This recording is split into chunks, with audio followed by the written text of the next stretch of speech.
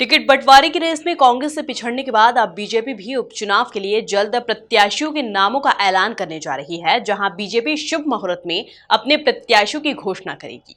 देखिए ये खास रिपोर्ट। शुभ मुहूर्त में बीजेपी करने जा रही प्रत्याशियों का ऐलान। उपचुनाव के लिए बीजेपी ने किया प्रत्याशियों का चयन। शुभ मुहूर्त में बीजेपी करेगी मिशन उपचुनाव का आगाज।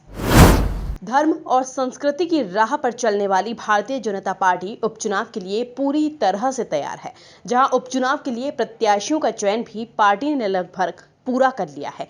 वहीं शुभ मुहूर्त में बीजेपी अब किसी भी वक्त अपने प्रत्याशियों के नामों का ऐलान कर सकती है, जिसके संकेत भी सीएम शिवराज और प्रदेश अध्यक्ष वीडी शर्मा दे चुके हैं। तो भारतीय जनता पार्टी के प्रत्याशी चयन में कुछ समय थोड़ी लगता है।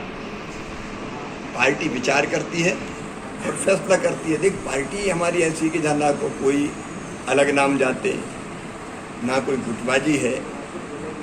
हमारी पार्टी ऐसी है जो कार्यकर्ता के बारे में विचार करती है। वंशवाद, परिवारवाद, दूसरी चीज, इन सबसे सर्वथा दूर रह के पार्टी का स्थानीय नेतृत्व, प्रदेश का केंद्रीय नेतृत्व से चर्चा करता है। केंद्रीय नेतृत्व अंतिम रूप से फाइनल करता है। वैसे भी नवरात्रि आ रही है, तो फॉर्म तो नवरात्रि में ही भरेंगे प्रारंभ होने पर। इसलिए भारतीय जनता पार्टी में सारी प्रक्रिया पूरी हो गई है, नाम घोषित है। देखिए, भारतीय जनता पार्टी के चुनाव की तैयारियां जोर शोरों पर, और हमारा जो प्रबंधन का काम है वो लगातार बहुत अच्छे तरीके से सभी कार्यकर्ता अपने काम में जुटे हैं। प्रत्याशी चयन भी जल्दी ही हमारा जो केंद्रीय नेतृत्व है, पार्लियामेंट बोर्ड तय करता है, इसलिए जल्दी ही निर्णय होकर के प्रत्याशी की घोषणा हो जाएगी। बिल्कुल बिल्कुल, जो यहाँ की प्रोसेस पूरी हो गई हैं, पार्लियामेंट बोर्ड जल्दी ही उस पर निर्णय लेकर के प्रत्याशी घोषित होगा। शिवराज सरकार में मंत्री और उपचुनाव के लिए अहम जिम्मेदारी संभाल रहे डॉक्टर नरोत्तम मिश्रा और विश्वास सारंग ने भी जल्द ही प्रत्याशियों की सूची जारी करने की बात कही। वो एक ऐड आता है ना टीवी पे, साबुन का दाग ढूंढते रह जाओगे, ऐसे बीजेपी की खींचतान ढूंढते रह जाओगे। देखिए, हम सब भारतीय संस्कृति के लोग हैं।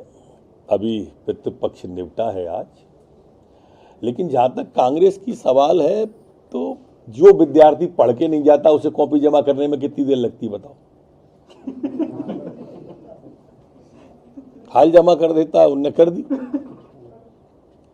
हमारी पार्टी में सर्वांगीण सोच के साथ में सबको समेट के साथ चलने की क्षमता नेतृत्व में है।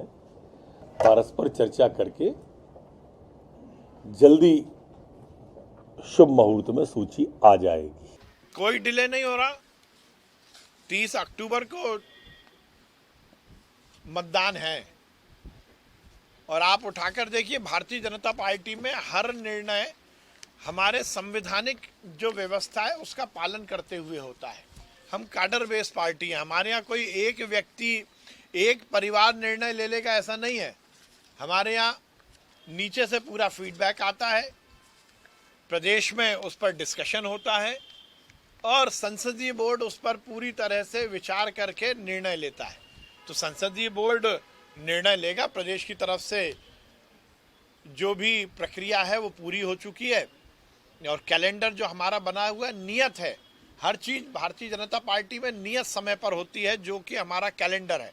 इसलिए इसमें कहीं कोई ना लेट लतीफ़ी हो रही है, ना कोई कन्फ्यूजन है, ना कोई असमंजस है।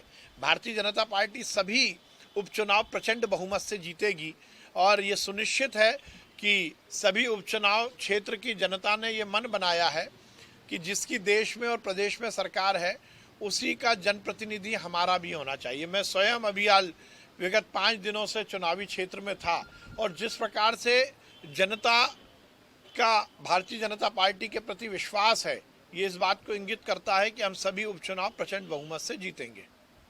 कुल मिलाकर देखा जाए तो कांग्रेस के बाद अब बीजेपी भी अपने प्रत्याशियों के नाम का ऐलान करने की तैयारी कर चुकी है, जहां शुभ मुहूर्त आते ही प्रत्याशियों के नामों का ऐलान कर दिया जाएगा।